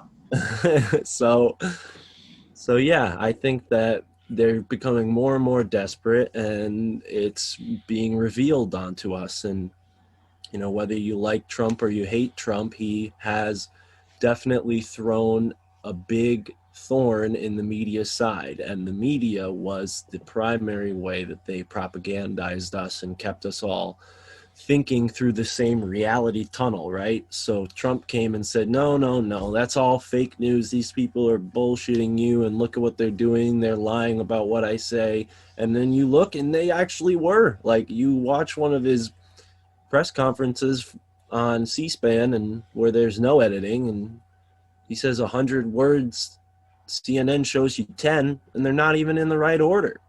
Yeah. So it's like, I think with him being this clown, crazy almost guy who, I hate to say, he's the first president I actually think has done anything good, maybe in the past 150 years, if that's his only good thing, is showing us all that the media is bullshit, which it is. I'm not really too deep into the politics, so I can't sit here and tell you anything else good that he's done, but that's obvious to me. I mean, it should be obvious to everybody that if it wasn't for our president, the media would probably still have a bigger grip on the reality tunnel that we all see through, Do you think that if Biden is put in place, which it's looking more and more every day like it's going to happen, I think Sam's losing that bet. I think Johnny Woodard's coming up on. So Deborah, the guy, Johnny, the guy that runs the soundboard and stuff for Sam, he's been taking bets with people who, there's a lot of people that come on tinfoil hat that think that there's no way that Biden's going in. So he's been betting like a whole bunch of people $250. I think he's got up to like 2,000 that Biden will be president. So, but Sam thinks at the time put money on Trump remaining president. So I think there's no way. I mean, I think didn't the Electoral College just come through the other day? Mm-hmm. Yeah. Mm-hmm. So, yeah. But yeah, I think if Trump did anything, it's to expose the media, and then he also destroyed the Bush and Clinton families at the same time too, which was good. But right when you thought they were gone, then they're all back in the cabinet now. So yeah. Mark, can you talk a little more about, you said the Year of Enlightenment? Is that what you called it? Well, yeah, I mean, you can call it a bunch of things. I probably butcher the true meaning of a lot of words, but I think the great revealing or great awakening, I mean, the word apocalypse itself doesn't mean the end of the world. It means the beginning of a new world or a new outlook or a new perspective. And when the ancient peoples of the world wrote it down in a calendar that this, 8 years or so, because the Romans kind of messed it up, but then David Matheson told me that wasn't true, so I don't really know where that is. Have you guys heard that about the Roman calendar and how it was pushed back 8 years? I don't know. Maybe. So that what was supposed to happen in 2012 is going to happen on the 21st? Yeah. Winter solstice? Yeah, I've heard that. Can you elaborate on it anymore? Deborah, do you know what we're talking about? Yeah. Okay. So So yeah, I mean, the idea that comes from is the Mayan calendar has a series of groups of years. I think it's about 2,600 years, and this is equal to each constellation, right? As we're processing through, the equinox will be pointing at a different constellation every cycle of years, right? So right now we're going from the age of Pisces to the age of Aquarius. The age of, the song. So Hair. that is real. It's a real thing, it's astronomically true. It's not just new age stuff. And whether or not it was supposed to happen in 2012 or 2020, I'm not sure. Like I said, I used to think it was one way, but then David Matheson, who does the blog and the website Star Myth World, he is probably, one of the, when it comes to astronomy and astrology, I trust him. He's out there looking at the stars. He knows what he's talking about. He knows the constellations.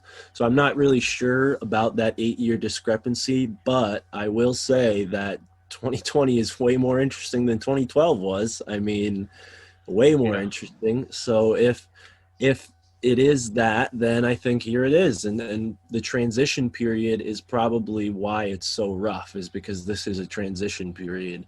And what we're going to come out from this will be what I was describing before, with the progression of humanity, the progression of a human being, right? Everything in nature can be scaled from microcosm to macrocosm, right? Just like, I was describing the Fibonacci sequence earlier, and the smallest little particles have the same pattern that the biggest organisms follow. It's all related.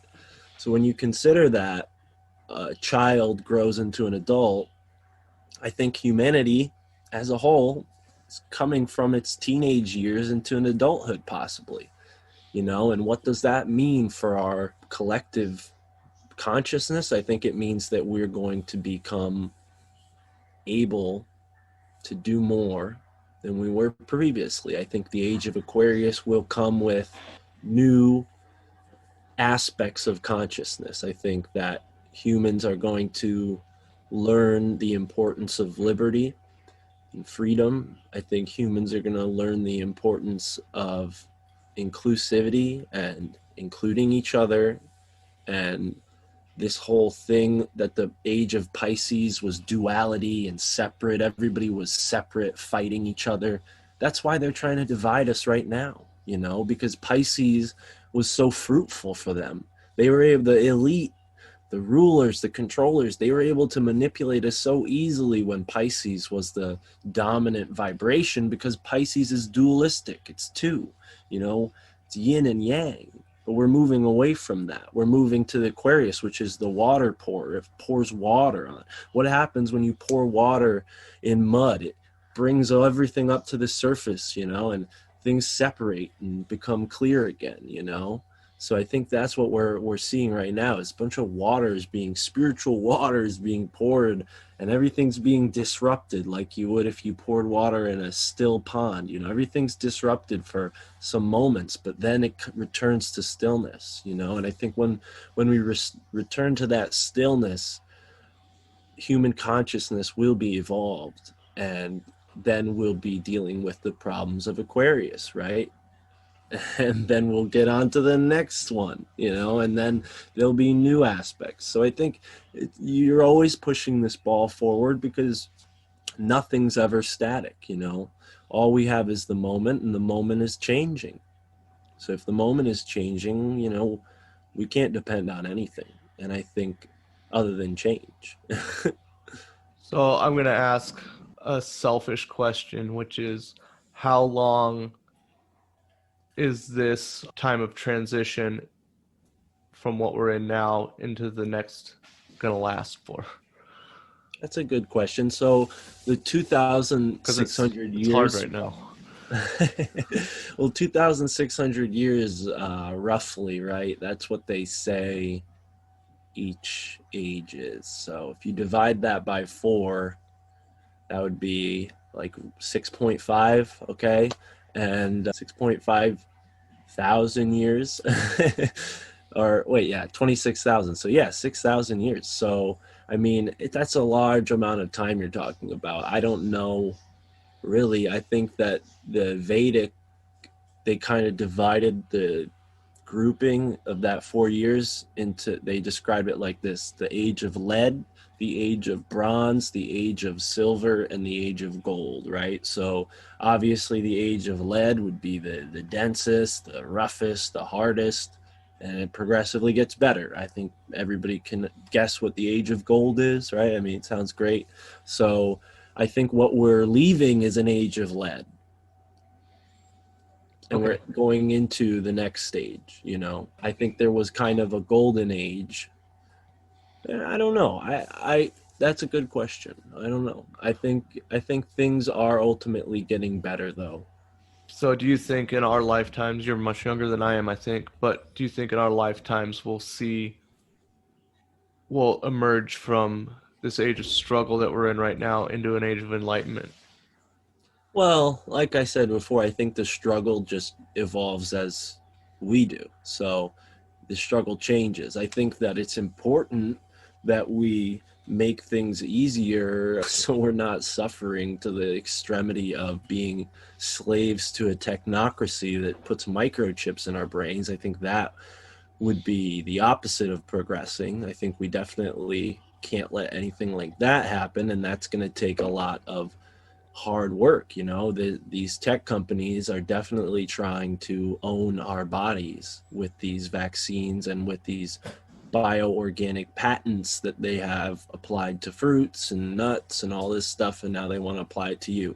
So that scares me. I think that's definitely important. But yeah, I don't know. I think that ultimately spirituality will teach us that the way we're dealing with technology now is not right, and it's destructive, it's selfish, and it's inherently like the wrong way to use these materials. I think that we don't even have the beginnings of the comprehension of what Tesla was building. I think Tesla was on, not Elon Musk, Nikola Tesla.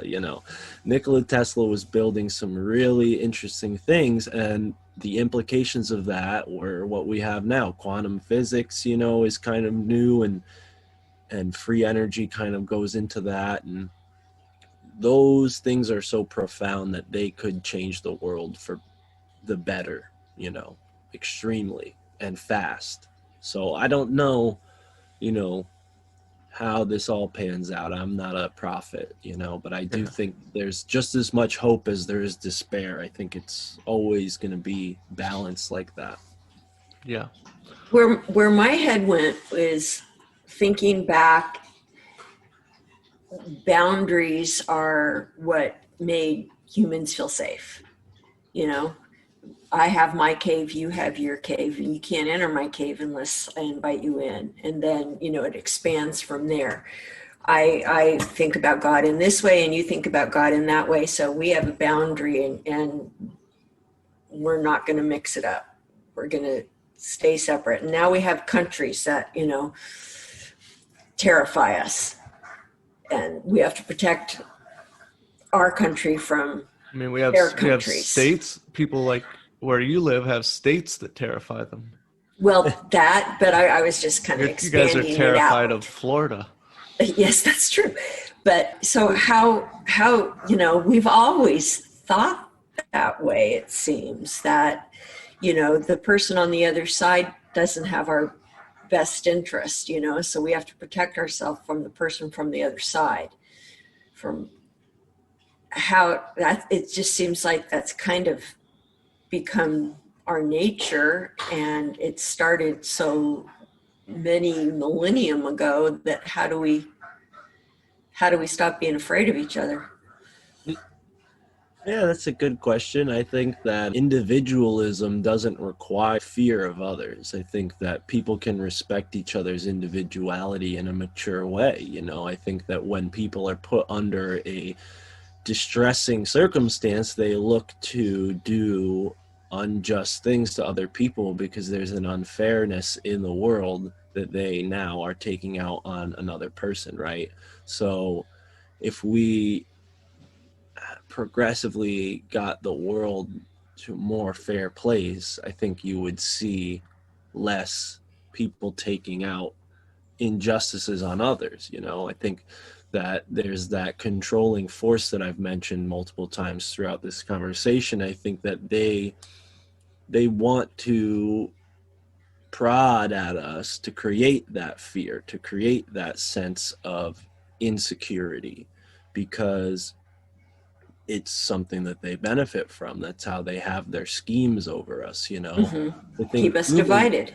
Yeah, humans inherently can grow to respect each other as individuals. I don't think that that's a problem for anybody. I think what the problem is we've been manipulated to think that there are people to fear, and since it's too obvious that you shouldn't fear your neighbor, I mean, that's pretty obvious, right? Like, that's why so many people are like, why are all the racists in the country? What, like all these people in the blue states, I'm in Connecticut, which is pretty blue, they have this imaginary idea that the red states are full of racists and they're just like the worst people, and they all love Confederate flags and Confederate statues for some reason. But it's like, where are you getting that from? You're getting that from these people that want you to hate others, because those people, they have the same psyop where they are in an insulated community where there's only maybe one race of person.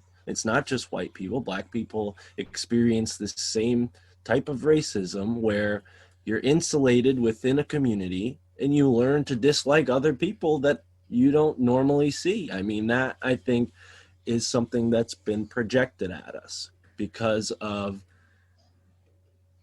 city planning, city zoning. I mean, if you look at the way that these places in America were carved out after World War II with highways, they literally separated black people from white people. What is that going to do, folks? That's going to make competition. It's going to make, territorialism, right? Yeah. So in San Francisco and like the Bay Area, they have the BART, which is like the subway. It's the Bay Area Rapid Transit.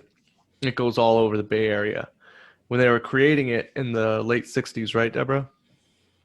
Yes. Where Deborah lives, Marin County, which is on the north side, it's just the one county north of San Francisco on the other side of the Golden Gate Bridge. Marin County voted that they didn't want the BART to be able to go there.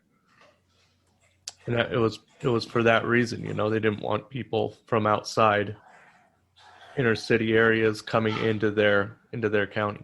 But then when you consider how racism is being applied today, where it's no longer the city planners or the zoners' fault, it's the people who were victim to that city planning's fault.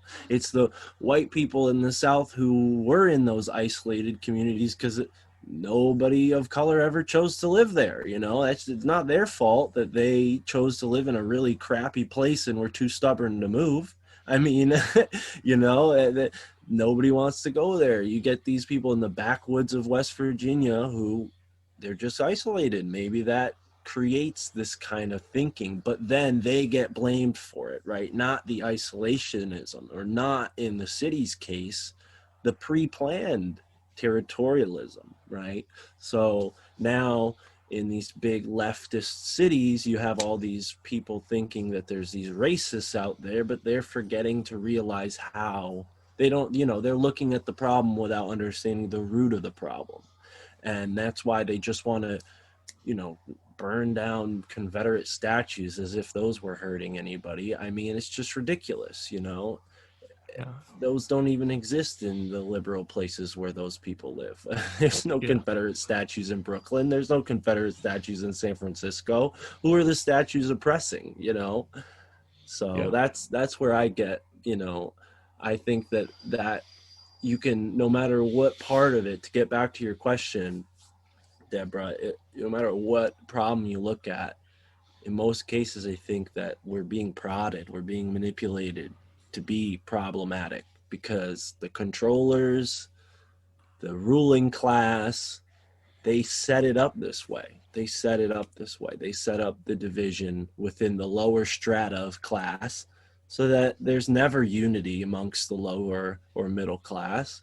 And then the upper class can, benefit off the fruits of the ruling elite. That's all it is. It's just those two at the top cajoling each other to keep us against each other, so we never go against them.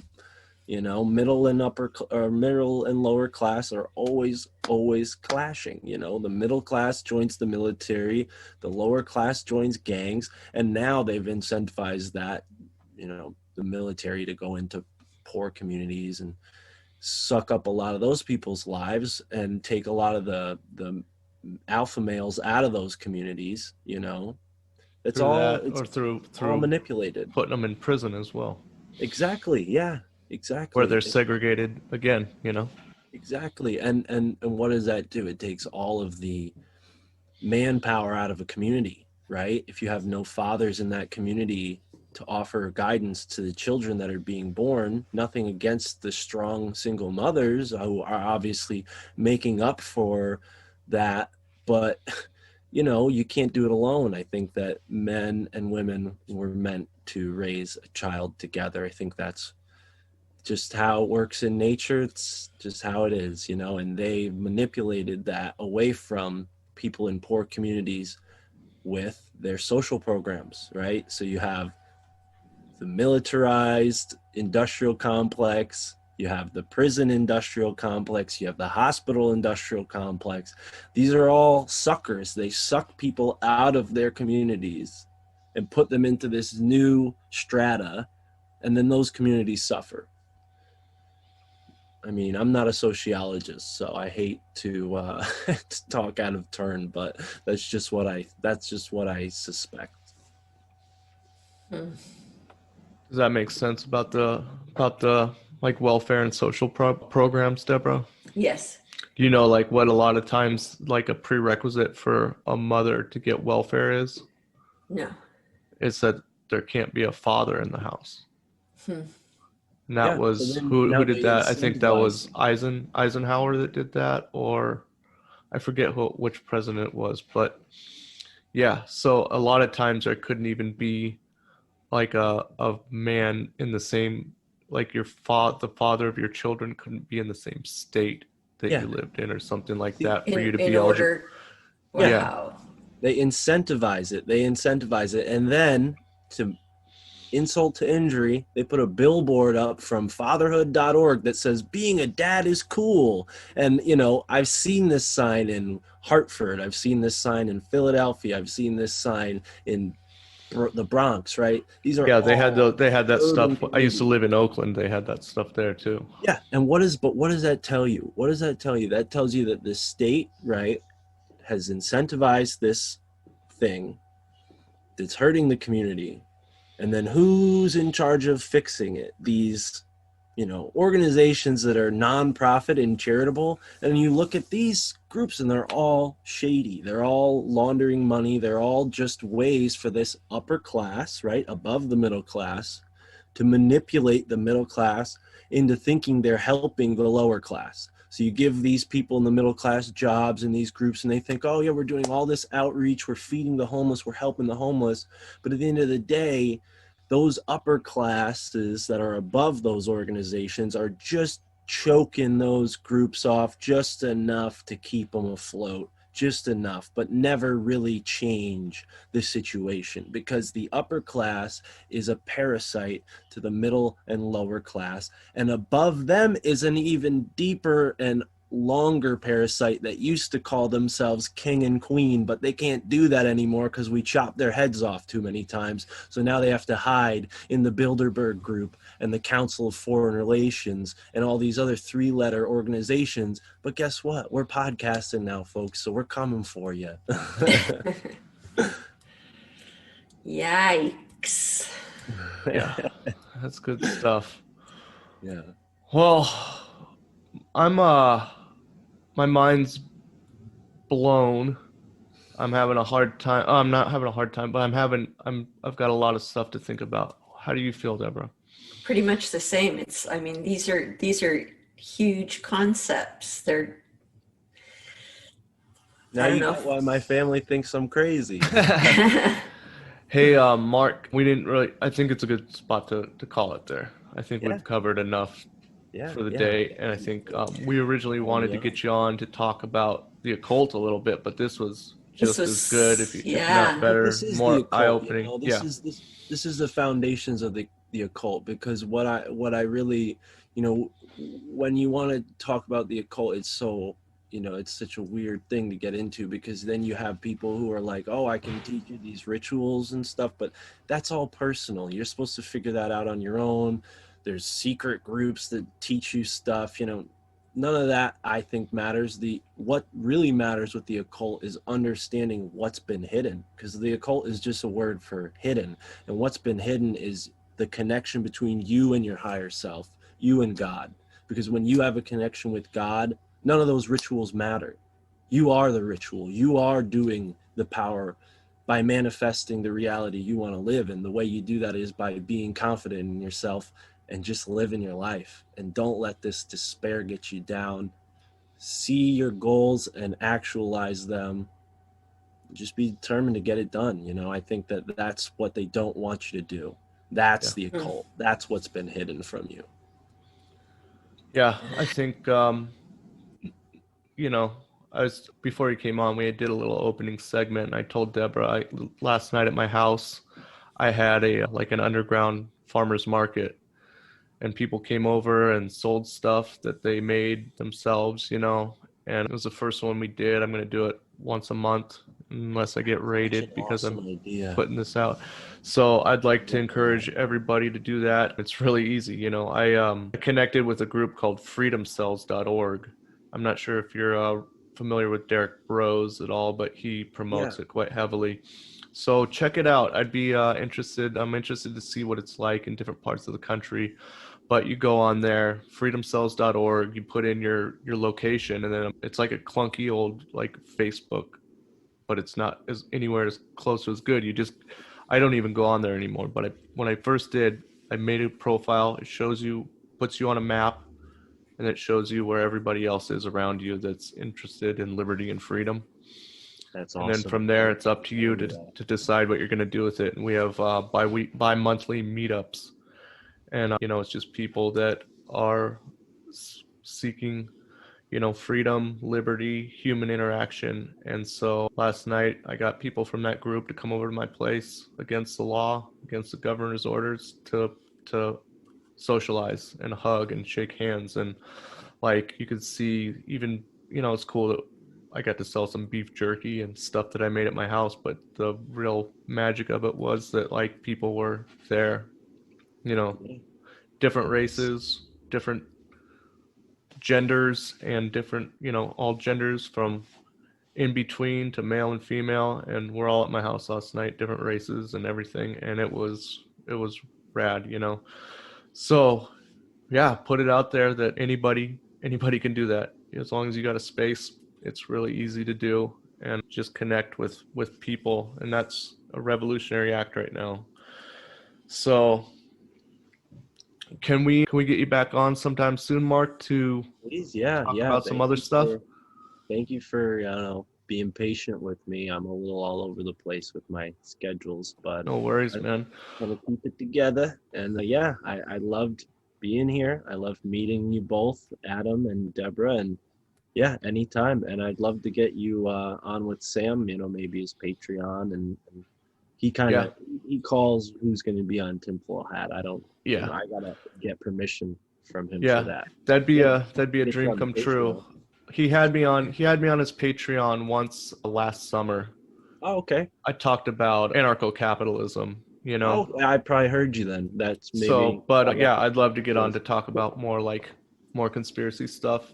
And I goaded him into verbally committing to my show on one of the Patreons. So we'll get him on eventually. I mean, he knows who I am. So I love him, and I'm glad that you're helping him out. And the guest list that you're getting on that show is fantastic. And to do this show too, this is like a fun concept. Debra Gets Red Pilled. I love the idea. So I'll talk to him about it. Maybe we'll see what can happen. You know, it'd be, you know, he's definitely like just for me, because he's kind of the one that got me down the conspiracy podcast rabbit hole. Like so I always say, like, my lineage is like, I was just a normal guy listening to Joe Rogan, first podcast I kind of discovered. Found Tinfoil Hat on the first episode because I think Eddie Bravo had talked about doing it with Sam. Started listening to that. I do jiu-jitsu, so I'm a huge Eddie Bravo fan. And then just, got sucked in. And that was, the perfect time, because I was came from where Sam did in the 2016 election, and realizing that it was all garbage and bullshit. And that sent me down this huge rabbit hole. But yeah, Mark, this was great. You want to tell anybody about your podcast and where we can find you and stuff?